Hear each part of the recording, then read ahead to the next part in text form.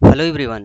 Today's topic is how to score 40 plus marks in GA in SSC CGL 2017। जो आज का हमारा topic है वो ये टॉपिक है कि हम 2017 के टीयर 1 एग्जाम में जो है 40 से ज़्यादा जनरल अवेयरनेस जो हमारा जीके का पोर्शन आता है उसमें कैसे स्कोर कर सकें। ये सबसे ज़्यादा डिफिकल्ट काम है जो जीए का पोर्शन होता है आपके एग्ज़ाम का। सबसे ज़्यादा जो प्रॉब्लम होती है स्टूडेंट की वो ये प्रॉब्लम होती है कि बहुत ज़्यादा स्टूडेंट इस पोर्शन पे वर्कआउट करते हैं, लाइक 2 घंटे से 3 घंटे वो करंट अफेयर्स पढ़ने में गुजार देते हैं। बहुत सारे हिस्ट्री रटे पड़े हैं, जियोग्राफी रटे पड़े हुए हैं ताकि उनका स्कोर अच्छा बन सके। तो ये वो ऐसी जगह है जहाँ पे स्टूडेंट सबसे ज़्यादा क्रैप में फंसते हैं। और एक बार इसमें आप क्रैप में फंसे ना तो फिर तो हो गया आपका 40 नंबर क्या, बहुत सारा 3-3 4-4 घंटे मेहनत करने के बाद जीए में जो है 20 नंबर 25 नंबर बनता है। एवरेज स्टूडेंट का स्कोर है 20 नंबर 25 नंबर। बहुत कम लड़के 30 नंबर क्रॉस करते हैं, बहुत कम लड़के जो है 40 नंबर क्रॉस कर पाते हैं। कुछ लड़के होते हैं जो 45 से 50 के बीच में कुछ स्कोर कर ले जाते हैं। तो ये एक ऐसा टॉपिक है आपके एग्जाम का, एक ऐसा पोर्शन है, चौथा चौथा पिलर है जो आपका रैंक मेकिंग पिलर है। लाइक आप मैथ में 48 नंबर से लेके 50 नंबर तक बना सकते हो आराम से। अगर आप जीए की बात करो जो है तो इसमें जो है 30 नंबर जो बनाना होता है वो बहुत डिफिकल्ट काम होता है। इंग्लिश में 45 प्लस स्कोर किया जा सकता है अच्छे से वर्कआउट करके। इवन तो आपकी जो रीजनिंग होती है, रीजनिंग में 50 तक स्कोर किया जा सकता है। लेकिन जो जीए का पोर्शन होता है ये आपका रैंक डिसाइडिंग फैक्टर होता है, स्कोरिंग फैक्टर होता है। और सबसे ज़्यादा प्रॉब्लम यहाँ पे ही आती है क्योंकि ये क्रैप का एक बड़ा पोर्शन होता है। क्योंकि स्टूडेंट 90 से ज़्यादा परसेंट स्टूडेंट बहुत सारा वर्कआउट करने के बाद भी स्कोर नहीं कर पाते। रीज़न उसका यह है क्योंकि वो क्रैप में फंसते हैं। वो कभी एनालाइज नहीं करते कि उनको क्या पढ़ना है क्या नहीं पढ़ना है। लाइक उन्होंने कभी पिछले साल के पेपर एनालाइज नहीं किया कि किस तरीके के क्वेश्चन पूछे जाते हैं। चलिए तो आज हम बात करते हैं कि हम स्मार्टली कैसे स्टडी करें कि जीए में जो है हम 40 प्लस स्कोर निकाल सके। 40 प्लस स्कोर निकालने के लिए पहले तो आपको जीए को समझना पड़ेगा कि जीए में आपका पूछा क्या जाता है। जीए के आपके दो पोर्शन है, एक तो आपका स्टैटिक पोर्शन है, दूसरा पोर्शन आपका डायनामिक। डायनेमिक पोर्शन वो होता है जो हमेशा बदलता रहता है। लाइक बहुत सारे स्टूडेंट होते हैं जैसे कि उन्होंने स्टार्ट किया एसएससी सीजीएल का प्रिपरेशन 1 साल पहले। अब वो डेली करंट अफेयर्स पढ़ना स्टार्ट किए हैं, रोज न्यूज़पेपर पढ़ रहे हैं, रोज उसके नोट्स बना रहे हैं। आप समझिए साल भर का एक बार आप डाटा कलेक्ट करेंगे और एग्जाम के समय जब आपके पास समय बचता है लास्ट के 1 महीने में, तो क्या ये साल भर का डाटा आपके पास रिटेन रह पाएगा? क्या आप याद रह के इसको रिजल्ट में कन्वर्ट कर पाएंगे? बिल्कुल नहीं कन्वर्ट हो सकता। इसी तरह स्टैटिक पोर्शन में आप पढ़ रहे हो, ऐसे जैसे पीसीएस एग्जाम की तैयारी कर रहे हो, ऐसे जैसे आईएएस की एग्जाम की तैयारी कर रहे हो। मैंने भी ये काम किया है। मैंने तो यूनिक्स नाम की एक बुक आती है, मैंने पूरी की पूरी बुक रट डाली थी। बाद में पता चला कि उसका कुछ भी फायदा नहीं मिला एग्जाम में और टोटली टाइम वेस्ट रहा। क्योंकि वो पीसीएस एग्जाम या सिविल सर्विसेज एग्जाम के पॉइंट ऑफ व्यू से प्रिपरेशन है। बहुत सारे ये कहते हैं कि जो आईएएस की प्रिपरेशन कर रहे हैं वो आराम से स्कोर कर सकते हैं। नहीं, आईएएस की प्रिपरेशन वाले डेप्थ तक पढ़ते हैं, उनमें क्वेश्चन बहुत टेक्निकल बनता है। और जो आपका एसएससी सीजीएल का है उसमें टेक्निकल क्वेश्चन नहीं बनता है, उसमें पॉइंट टू पॉइंट क्वेश्चन बनता है। जैसे कि आपको समझना पड़ेगा स्टैटिक में आपका आता क्या है। आपकी आती है हिस्ट्री, आपकी आती है जियोग्राफी, आपका आता है इकोनॉमिक्स, और आपका एक पोर्शन और आता है जिसको बोलते हैं हम पॉलिटी, इंडियन पॉलिटी। अब इन चीज़ों को आपको बकायदा समझना पड़ेगा। इसके अलावा एक साइंस का पोर्शन आता है। साइंस में आपकी जो आ जाती है केमिस्ट्री आ जाती है, फिजिक्स आ जाती है और बायो आ जाती है। अब आप इसमें से समझिए कि सबसे ज़्यादा जो पोर्शन होता है वो बायो का पोर्शन होता है। तो बहुत ज़्यादा समय जो है केमिस्ट्री फिजिक्स पे वेस्ट करना या फिर बायो पे ना देना। तो आपको ये पता होना चाहिए कि कौन से पोर्शन पे कौन से टॉपिक पे आपको कितना पढ़ना है। लाइक करंट अफेयर्स के लास्ट ईयर से पहले एक आध रेयर क्वेश्चन आते थे, तो उससे पहले करंट अफेयर पे समय देना बिल्कुल ही वेस्टेज था।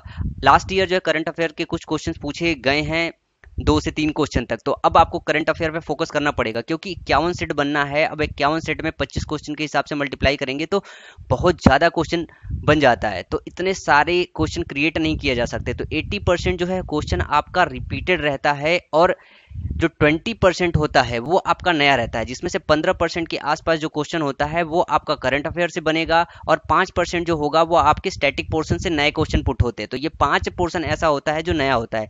तो इसके लिए बहुत जरूरी है कि आप 10 साल के क्वेश्चन पेपर पिछले साल के पढ़ना भी बहुत इंपॉर्टेंट होता है। और अब क्या बुक पढ़ें कि आप आराम से स्कोर करें। कुछ स्टूडेंट ने मेरे से ये पूछा है कि सर मैथ की भी स्ट्रेटजी बता दीजिए। मैं आपको एक बार बताऊं, वैसे मेरा टीयर 1 में मैथ में 50 आउट ऑफ 50 स्कोर था। बट अगर पर्सनल आप सजेशन मानो तो जब इस चैनल पे पढ़ाने की बात हो रही थी तो मैं चाहता था मैथ पढ़ाऊं। पर जब आशीष सर आए तो आशीष सर के बाद ये पता चला कि उनके पास जो ट्रिक्स है, जो क्वेश्चन मैं 40 सेकंड में सॉल्व करता हूँ, आशीष सर 10 सेकंड में उसे सॉल्व करके दिखा सकते हैं। तो उनकी जो ट्रिक्स है वो बिल्कुल औसम है, उनकी जो स्ट्रेटजी है वो बिल्कुल औसम है। उन्होंने 193.5 स्कोर किया। अब इससे अंदाजा लगाइए कि उनकी मैथ्स कितनी स्ट्रांग होगी, क्योंकि कैलकुलेशन एरर नाम की भी एक चीज होती है, जो एग्जाम में आसानी से 7-8 क्वेश्चन तो गलत निकल जाते हैं किसी के भी। तो ये बहुत इंपॉर्टेंट चीज है कि आप अगर मैथ की स्ट्रेटजी जानना चाहते हो तो आप आशीष सर को फॉलो करो। उनके अलजेब्रा का लेक्चर जो अभी चल रहे हैं वो बिल्कुल देखना ना भूलो, क्योंकि अलजेब्रा वो इतना ईजी तरीके से पढ़ा रहे हैं कि वो आपको कहीं नहीं मिलेगा। इस तरह उनके प्रॉफिट लॉस के क्वेश्चन और बाकी सारे क्वेश्चन अगर मैं पढ़ाऊँ तो मैं पक्का उनसे 30 मिनट सेकेंड 40 सेकेंड ज्यादा लूंगा। लेकिन वो एक बार आप प्रैक्टिस में आ गए, उनकी वीडियोज आपने पूरे कंप्लीटली देखी है, तो 10 सेकंड 15 सेकंड के अंदर इवन दो आप वर्बली क्वेश्चन को सॉल्व कर लेंगे। अब चलिए बात करते हैं हम अपने जीए की।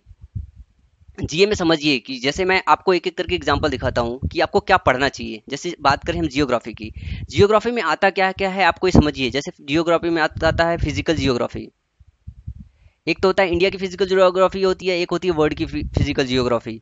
तो क्वेश्चन इन दो सेक्शन से पूछे जाते हैं।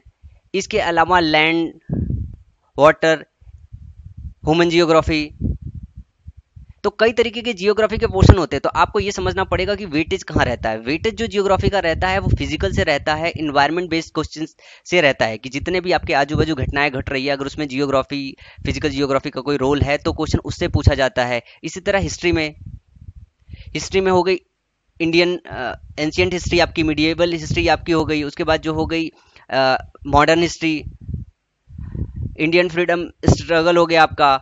उसके अलावा आपकी जो है वर्ल्ड हिस्ट्री हो गई। तो वर्ल्ड हिस्ट्री का जो है पोर्शन बहुत कम रहता है।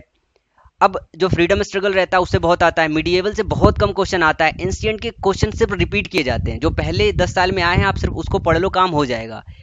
इसी तरह बात करें इंडियन पॉलिटी, इंडियन पॉलिटी के जो क्वेश्चन होते हैं वो होते हैं उसके प्रियम्बल पे बेस्ड होते हैं, उनके बेसिक स्ट्रक्चर पे बेस्ड होते हैं, अमेंडमेंट पे बेस्ड होते हैं, जो पंचायती राज है उस पर बेस्ड है, जिनका लेना देना है रोजमर्रा की लाइफ से। और वो चीजें जैसे कि हमको पता होना चाहिए कि हमारा कॉन्स्टिट्यूशन का निर्माण कैसे हुआ, क्या क्या हुआ, या जो रूल्स बज रही है, जो अमेंडमेंट किए जा रहे हैं, जो हमारे राइट्स हैं, अधिकार हैं हमारे, अगर उनमें कोई चेंजेस किए जा रहे हैं तो उस पे बेस्ड क्वेश्चन पूछा जाता है, ताकि हम लोगों को पता रहे, हम वो चीज पढ़ें। तो इस तरीके के क्वेश्चन पूछे जाते हैं। लाइक बायोलॉजी, बायोलॉजी को आपको बहुत कायदे से करना पड़ेगा। बायोलॉजी के बहुत ज़्यादा क्वेश्चन पूछे जाते हैं। फिजिक्स और केमिस्ट्री के वो क्वेश्चन पूछे जाते हैं जो आपके डेली रूटीन में आते हैं। जैसे कि आप बल्ब इस्तेमाल कर रहे हो घर में या फिर कुछ, तो उसमें फिलामेंट पूछ दिया गया। केमिकल इस्तेमाल कर रहे हो, रोजमर्रा की लाइफ में आ रहा है कि प्लास्टिक से क्या होना है, बायोडिग्रेडेबल जो है कंपोनेंट्स क्या होते हैं क्या नहीं होते हैं, प्लास्टिक को कैसे कन्वर्ट करते हैं कैसे नहीं करते हैं, वेस्ट वाटर ट्रीटमेंट कैसे करते हैं, इस तरीके के क्वेश्चन उसमें बनते हैं। बात करें करंट अफेयर्स की, करंट अफेयर्स आप 6 महीने तक लगातार पढ़े हो, हर चीज पढ़े हो। करंट अफेयर्स में आपको पढ़ना होता है सिर्फ मेन चीजें, उसके चेयरपर्सन कौन है और डेट। कोई स्कीम जैसे आपकी आई तो स्कीम का आपको पढ़ना होता है चेयरपर्सन, डेट, और सिर्फ मेजर, और कोई पर्सनालिटी है आपको वो पढ़ना पड़ता है। और इसके अलावा आपका आता है इकोनॉमिक्स। इकोनॉमिक्स का पोर्शन थोड़ा सा ज्यादा रहता है, 5-6 नंबर का इकोनॉमिक्स का पोर्शन हमेशा आपका रहता है। जब 50 क्वेश्चन आते थे तो 5-6 क्वेश्चन पूछे जाते थे, अभी 2 से 3 क्वेश्चन पूछे जा सकते हैं, क्योंकि जो हमारा डिपार्टमेंट एसएससी सीजीएल का, उसमें 4 या 5 पोस्ट ऐसे हैं जो इकोनॉमिक्स वाले ही department, like auditor, assistant account officer, तो उसमें आपको मार्केट का थोड़ा सा नॉलेज होना चाहिए, क्योंकि आपको अकाउंटिंग करना है। तो इस वजह से 2-3 तरीके के क्वेश्चन पूछे जाते हैं।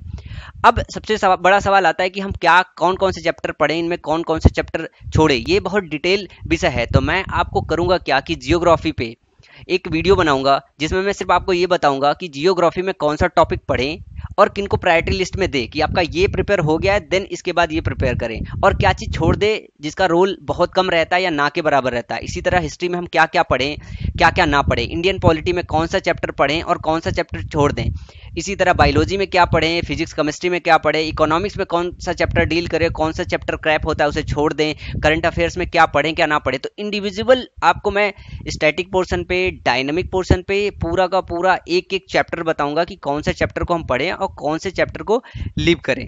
क्योंकि अगर आपने एक तरफ से पढ़ाना चालू किया तो आप क्रैप में फंस जाओगे, आपका कोई काम नहीं होगा। तो मैं जो हमारे पास नॉलेज है हम वो आपके पास इम्पार्ट करेंगे ताकि आप क्रैप में ना फंसो। आपके पास समय बहुत कम बचा है, ये हम कोर्सेज पढ़ा नहीं सकते हैं क्योंकि हमारे पास समय बहुत कम है, तो मैं सारे कोर्सेज कंप्लीट नहीं करा सकता हूँ, लेकिन एटलीस्ट इतना आपको हम लोग मदद कर सकते हैं ताकि आप मेन टॉपिक पढ़ लो, जिससे आपका 40 नंबर के आसपास तक स्कोर बन जाए। 35 प्लस भी आ जाएगा तब भी आपका स्कोर बहुत पॉजिटिव होगा। तो ये सारे के सारे टॉपिक, इंडिविजुअल टॉपिक जो है वो मैं आपको हर टॉपिक से बता दूंगा कि जियोग्राफी से कौन सा आप चैप्टर पढ़े, कौन सा चैप्टर लीव करें, हिस्ट्री में क्या पढ़े, क्या लीव करें।